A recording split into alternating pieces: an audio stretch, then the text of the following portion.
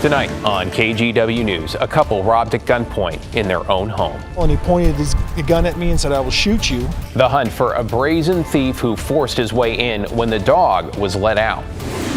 Also tonight, a family searches for a California man on a work trip to Washington who vanished in the middle of the night. I'm trying to stay strong because I feel that I know he's out here. The mysterious phone call that's left them worried and unsettled. And later, should students be forced to lock up their phones? They're overdoing it by a long mile. I wouldn't mind the idea of it happening.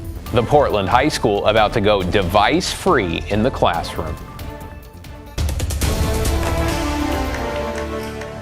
Good evening. We begin at 11 with a home invasion robbery in Clark County. Thanks for joining us. I'm David Molko. The victims say one of their dogs stepped up to protect them before the crook got away in their car. And tonight, he's still out there. Catherine Cook has the story.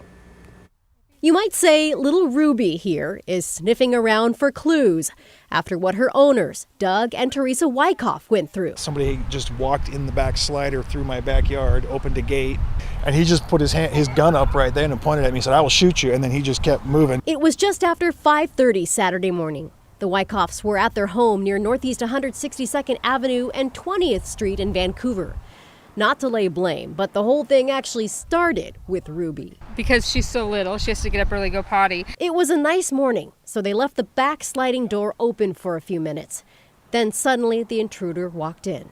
As he walked through, he got behind the wall and he pointed his gun at me and said, "I will shoot you," and then just kept walking. That's when the guy met the Wyckoff's other dog, Ginger. She's our hero. She saved our lives. When she saw him, she jumped up and she just went for it and barked at him in a way that I hadn't heard before. I got up thinking it was a delivery guy. She's like, "What's going on?" I was like, "Get back in the bedroom. There's a man in the house with a gun. Put the dogs in there with you." And then I said, "Call 911. Within 3 minutes, the Wyckoffs say Vancouver police and Clark County Sheriff's deputies were there. But the crook was gone. Teresa says he'd taken her purse, car keys, and drove off in the couple's Honda CR-V. Police chased after him but stopped pursuit near the Vancouver Mall when deputies say the car was out of sight. That night, police recovered the car, ditched in Longview. Teresa found the car's location after calling the dealership she'd bought it from. And they said that they sold me an extra service to track it, which I don't remember, but I'm glad I did the upsell. And yeah, they tracked it within 30 seconds. Police say the guy who stole it is still out there. The Wyckoffs hope that changes soon. It would be nice to have some sort of justice, not for our stuff, but the fact that I don't want anyone else to feel like that. So glad everyone's safe. The Wyckoffs shared a description of the suspect. They say he's a white man, about 6'1" with broad shoulders and around 180 pounds. He was wearing a black hooded sweatshirt with the hood up and a face mask with white print on it. Anyone with information on this case is asked to call the Clark County Sheriff's Office.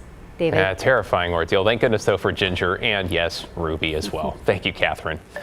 Developing tonight, a family is searching for a man who disappeared while on a work trip to Southwest Washington, and a suspicious middle-of-the-night call has them concerned. Sean Riley's family, along with police, have been searching the Kelso area for the past few days. His family says Riley, who is from California, was staying in Kelso while doing some work for an oil company. Around 2:40 in the morning last Thursday, authorities say security cameras showed him leaving the Comfort Inn and Suites at Kelso's Three Rivers Mall complex. Police say he appeared to be in extreme distress. That's about the time his wife got a phone call from the father of four she called disturbing. I felt like it was in his pocket. It was a lot of rambling for like just 3 minutes. I hung up and called back, calling his name out, and I hear, "Go this way, go this way." So I assumed something happened. I called the hotel. "Can you go do a wellness check on my husband?" 3 in the morning. They said his room was unlocked and he's not in there. Well, Riley was last seen wearing a white t-shirt, dark shorts, black socks, and a black headscarf with his hair in braids. The family plans to continue their search, spreading out to Kalama and beyond. Let's get you caught up on tonight's other headlines now. Portland police have arrested a man after they say he threw a hammer at officers and caused tens of thousands of dollars in damage. 34-year-old Albie Sanders is accused of breaking into an auto shop on Northeast Airport Way early Sunday morning. When they got on scene, officers found broken windows and heard yelling coming from inside. That's when they tried to contact Sanders. Police say he threw a hammer through a window, nearly hitting them. Crisis negotiators helped get him into custody, but not before they say he damaged several vehicles inside that shop. New video from the U.S. Coast Guard shows the moment they rescued 2 people and a dog on the Oregon coast. This was after a boat capsized Saturday on the Columbia east of Astoria, just off Tongue Point. 1 person was airlifted and a boat picked up the other person and the dog. Both people were taken to the hospital. And a large-scale joint mission between Portland and Gresham police has led to 7 arrests, stolen cars, and illegal weapons. On Friday, police patrolling the Rockwood area say they recovered 4 stolen cars during one of their stops. They also found 2 guns, one of which was illegally converted to make it fully automatic. Well, now to an update on the Bourbongate Scandal that embroiled the Oregon Liquor and Cannabis Commission last year. Today, we found out there will be no criminal charges. You might remember 6 OLCC officials were accused of using their positions to divert and obtain in-demand bottles of rare bourbons before they were available to the public. Now, that scandal led to the resignations of the commission's director and board chair. In a letter sent today to the governor, Attorney General Ellen Rosenblum said the Oregon Department of Justice thoroughly investigated the matter and found criminal charges were not warranted, though. She added the DOJ will be sharing its findings with the Oregon Government Ethics Commission as it conducts its own investigation. Nearly 20 child care providers across 7 Oregon cities walked off the job today to raise awareness around issues like affordability and equity. Deidre Johnson spoke to some in Portland about what they call a child care crisis. Mercedes Thompson loves being a mom and just had a baby 8 weeks ago, but she's worried about the state of child care. Right now we're in a childcare desert here in Oregon, and as a mom of 3, I just feel that impact. Mercedes used to be a nanny for 10 years. Now she owns her business called The Reliable Nanny Connection, but today her business is closed. And I got out of that industry as a mom to be able to provide care for other families. So today we're actually not taking any clients, and we're in support of a Day Without Childcare. Mercedes is at the Day Without Childcare event in East Portland to show support for childcare providers. The National Action Day seeks to raise awareness about the childcare crisis.